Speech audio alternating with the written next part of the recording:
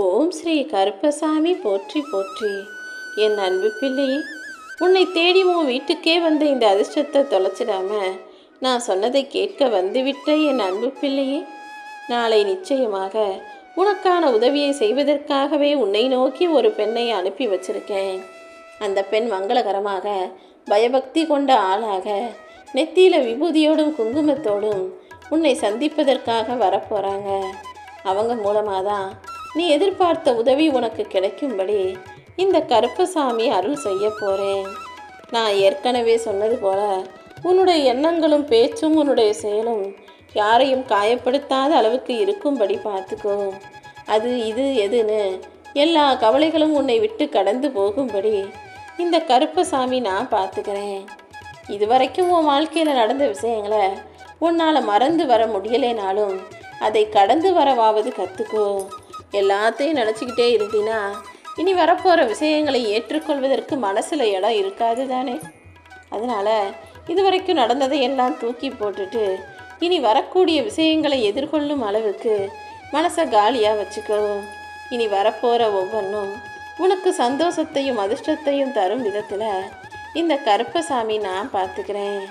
நீ எல்லாரையும் நம்பி நம்பி ஏமாந்து போகிறதுக்கு காரணமாக இருந்தது உன்னுடைய இரக்க குணமும் மனிதாபிமானமும் தானே. இனிமேலாவது மனிதாபிமானமும் இரக்க குணமும் நல்லது தான், ஆனால் அதை யார்கிட்ட காட்டணுங்கிறத புரிஞ்சு நடந்துக்கோ. எல்லாரையும் நல்லவங்க நினச்சி பாவப்பட்டினா கடைசியில் உன்னை பாவப்பட்ட ஆளாக மாற்றிட்டு போயிடும் இந்த உலகம். நீ தான் யார் உத்தமர்கள் யார் அயோக்கியர்கள்னு தெரிஞ்சு அதுக்கேற்றாற் போல கவனமாக இருக்கணும் என் செல்லமே. இந்த உலக மனிதர்கள் என்னவோ உத்தமர்கள் மாதிரி எல்லாரும் எல்லாத்த பற்றியும் குறை சொல்லிக்கிட்டு தான் இருப்பாங்க.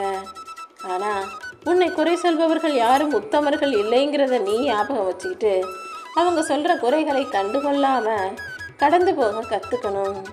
அடுத்தவங்க சொல்கிறதையெல்லாம் நீ ஏன் காதில் வாங்கிக்க கூடாதுன்றதுக்கு உனக்கு ஒரு உதாரணம் சொல்லட்டுமா? நீ முகம் பார்க்கும் கண்ணாடியில் முகத்தை பார்க்குற, அப்போது அதில் அழுக்கு இருக்கிற மாதிரி காட்டுது. ஆனால் அந்த அழுக்கு உன் முகத்தில் இல்லை, அந்த கண்ணாடியில் தான் இருக்குன்னு தெரிஞ்சதுக்கப்புறம் அந்த கண்ணாடியில் இருக்கக்கூடிய அந்த கரை எப்படி உன் முகத்துக்கு சொந்தம் இல்லையோ அதை போலவே உன்னை பற்றின மற்றவங்க பார்க்குற பார்வையும் மற்றவர்களின் எண்ணமும் சிந்தனையும் உனக்கு சொந்தம் இல்லைங்கிறத புரிஞ்சுக்கிட்டு அதை ஒதுக்கிட்டு அதை அப்புறப்படுத்திட்டு அதை கண்டுக்காம நீ போய்கிட்டே இருக்கணும். நீ என்ன விதையை போடுகிறாயோ அதுதான் உனக்கு திரும்ப கிடைக்கும். அதனால் எப்படிப்பட்ட எண்ணங்களை உன் மனசில் விதையாக போட்டு வைக்கணுங்கிறத நீயே தீர்மானிச்சுக்கிட்டு நல்ல எண்ணங்களை மட்டுமே உனக்குள்ள விதையாக போடு.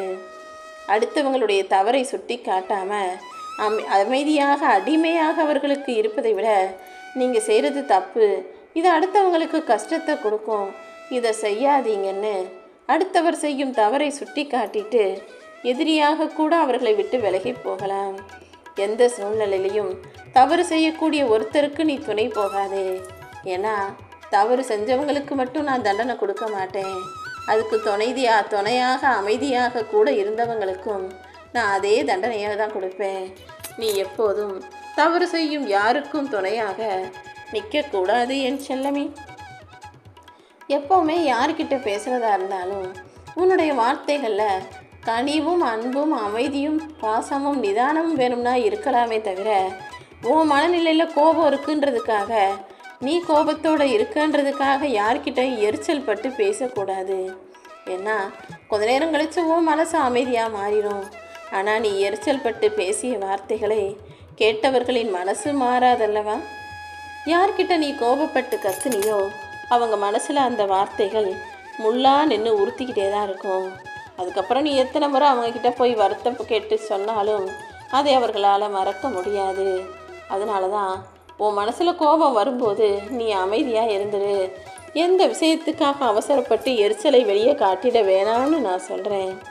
இரக்க குணத்தோடு வாழ்ந்தனே ஏமாந்து போயிருக்கலாம், ஆனால் ஒருபோதும் தாழ்ந்து போகவோ தோற்று போகவோ மாட்டாய். உன்னை ஏமாத்தினவங்க இப்போதைக்கு ஜெயிச்சிருக்கலாமே தவிர கடைசி வரைக்கும் இதை தவிர அவங்க வேறு எந்த விஷயத்திலும் ஜெயிக்க முடியாது. ஆனால் நீ இந்த முறை தோற்றிருக்கிறாயே தவிர இனி எல்லா விஷயங்களிலும் நிச்சயமாக நீதான் ஜெயிப்பாய் என் செல்லமே. மொத்த உலகமும் சேர்ந்து உன்னால் முடியாது முடியாதுன்னு சொல்கிற விஷயத்த உன்னால் முடிக்க முடியும்னு உன் மனசு சொல்லுச்சுன்னா நீ தைரியமாக நம்பிக்கையோடு அந்த விஷயத்தை செய்யலாம். ஏன்னா இந்த மொத்த உலகமும் வெளிப்புறம் உள்ளது. அதுக்கு உன்னை பற்றி ஒன்றும் தெரியாது. ஆனால் உன் மனசு என்ன சொல்லுதோ உன் மனசுக்கு தானே உன்னை பற்றி முழுவதுமாக தெரியும். உன் மனசு சொல்கிறத கேட்டு உன் மனதுக்குள் இருந்து வரும் நம்பிக்கையோடு அந்த வார்த்தைகளை கேட்டு எந்த விஷயத்தையும் நீ தைரியமாக செய்யலாம். என்ன நடந்தாலும் அதை ஏற்றுக்கோ. எது உன்னை விட்டு போனாலும் அதை அப்படியே விட்டுடு. இந்த பூமியில் எதுவுமே நிரந்தரம் கிடையாது. உனக்கு எதை எப்போது தர வேண்டுமோ அதை அப்போது நானே உன்கிட்ட கொண்டு வந்து சேர்ப்பேன்.